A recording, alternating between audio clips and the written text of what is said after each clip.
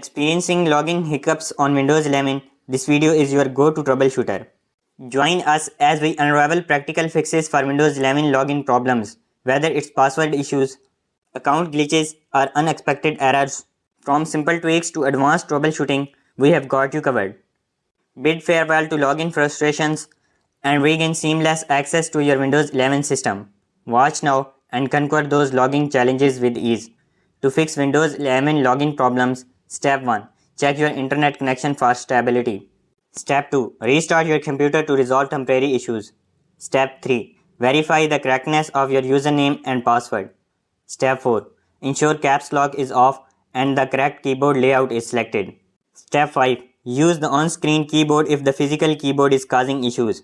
Step 6. Reset your Microsoft account password if applicable. Step 7. Install any pending Windows updates. Step 8. Run the System File Checker (SFC) in command prompt as an administrator. Step 9. Perform a startup repair using the Windows installation media. Step 10. Consider using System Restore to revert to a previous system state. Step 11. Run a malware scan with a reputable antivirus tool. Step 12. Create a new user account to check for profile-specific issues. Step 13. Contact Microsoft support for advanced assistance if problems persist.